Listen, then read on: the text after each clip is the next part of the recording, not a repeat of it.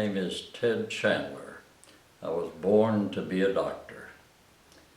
For the last 40 years, I've been doctoring right here, Wake Forest University School of Medicine, teaching medical students, developing clinics, and doing research. About 10 years ago, a group of physician friends and I began looking at the state of health of America.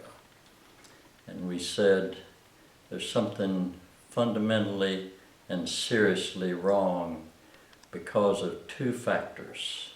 That was the amount of debt that a lot of families have from medical procedures and tests and medical diseases that could be fixed through nutrition, and the other is student debt.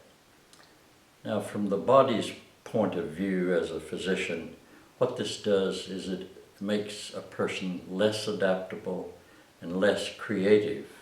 And you might think that that's not a health issue. That is a serious health issue. And so as my friends and I began studying this issue, we said, well, what is the solution? You can't give a magic pill. There is no magic pill. You have to solve some problems. And I came up with an idea that I knew very well, and I think of it as the Excel daily routine. Now, I learned this when I was a boy, and it has 5 parts to it.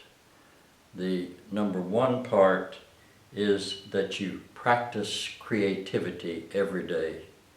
Number 2 is you play. Number 3, eat real food. Number 4 is you love your friends and family. And number 5 is you pray for each other. Now, I learned this at the orphanage where I grew up. And so let me tell you about that. In 1934, when I was 6 and my brother John was 10 and Cal was 8, the bottom dropped out. Our father died, our mother was committed to a mental hospital, and we were about to be given away like kittens, but it didn't happen. It was as though the hand of God swooped down, and we were plopped down with 540 other kids like us, orphans. Now, your idea of an orphanage might be that it's a dark place like Charles Dickens, David Copperfield, and so it is not. This is not our orphanage. Our orphanage was a place of magic. So let me show you.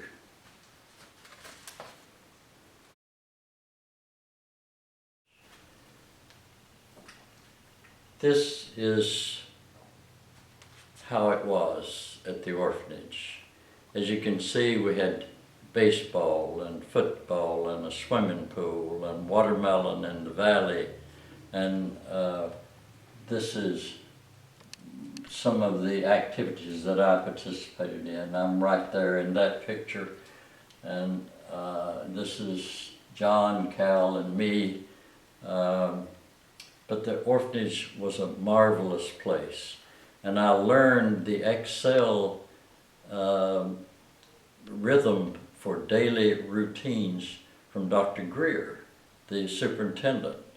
He would periodically perform for us in the auditorium, singing Appalachian ballads, and Ms. Greer played the dulcimer, and then at the end he would say, every boy and every girl must excel. You must do your utmost. You are good, and you will get better, and you will be great. And we did. Pat Preston was All-American at Duke, and Johnny Allen was pitching for the Yankees. My brother John went on to get his PhD at Duke and went on to become president of Williams College. We achieved remarkable things. But one of the things that I want to show you is why the orphanage worked is the May Day celebration that we had. Now, it took a year to plan, And here's the scene. You have 540 children, and you want to involve all of them in a celebration, a performance. So you have to get teams of big boys and big girls, and they take each person's name and they give them a role to play in the celebration. And then you have to design a costume for them and cut it out. And then you have to practice and practice and practice. This took a whole year.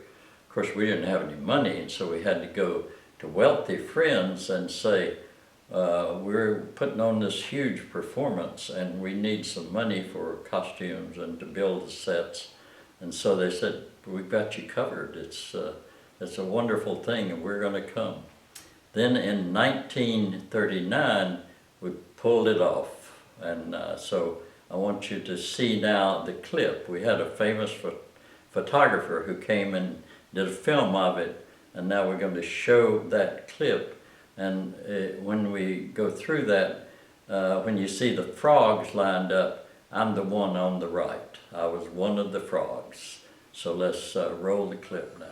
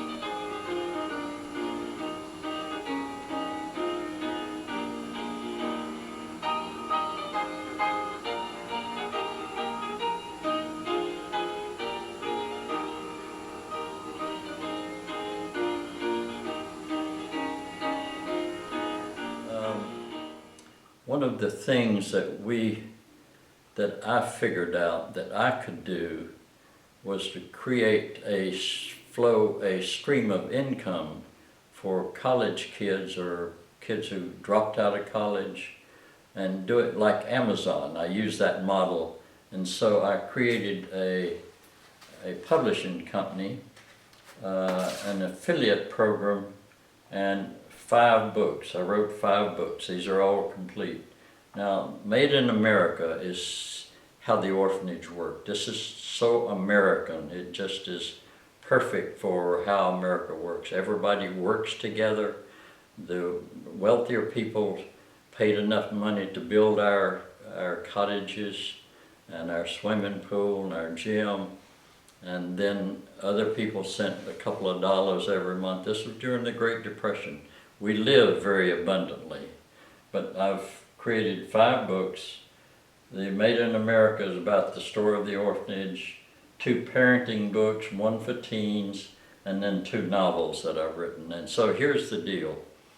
A family could, over a period of time, sell 1,000 books, give a talk on the things that I've been talking about, the system that we have for being an excellent person that the orphanage taught me, and then you can sell these books. If you sell 1,000 books, you'll make $12,000. So we already created a mini business for anyone who wants to enroll in it. Now, the other thing that we have done is to create an academy. This is based on Dr. Greer saying you have to do your utmost, you have to be your best. And so if you take creativity and how it has healing ability, and see the autonomic nervous system works so that if you inspire somebody, their systems come into balance, and then they can become creative again, whereas debt drags you down and makes you depressed. So the Utmost Academy is training creativity coaches. This is a picture of it as I envision it, and these are the 8 modules that we will teach people, train people to go into churches and other places to help people with type 2 diabetes, for cancer, heart disease, for debt, to be maximally involved in your job so that you be creative on the job. Just lots of things that we have done here that are not taught in school, but are so important for success in the 21st century. Now, the thing that I'm working on now is America's future will unfold as time goes, and it either unfolds as a default future, which is created by the fact that we don't act and do something, or by design. And here I've written a book called Creative Women Reviving America's Spirit of Adventure. Well, the spirit of adventure and the spirit of creativity all work together. And so this is how we're going to move now. And once you do this, you move, or you go into communities and you teach the people there how to get healthy on their own, reduce their medical debt, teach college kids and families with college kids how to get out of debt. That's part of what we're going to do. Then you can design America's future, because we need every one of us in the future. Now, as we build abundance communities, you will see here how the world can unfold. As you become more confident, as you become healthier, as you become more creative, you develop inner strength. And there is the secret of life. And so this is a picture of how things can unfold in the future. But now, I want you to notice particularly all these young people. In order to stay healthy, everybody has a sense of inventiveness. And I kept thinking about, what is it about staying healthy that hasn't been taught to people? And that's how you move. See, the secret of health is fascia. It's the lining the body that holds things together. So I invented what I call the dancing gym. And you could take this, it works on the principle of isometrics, which is physics. And you can move around. I could take off my shirt and show you my muscles, but you know, I'm kicking 88 years old, but I'm in great shape. I could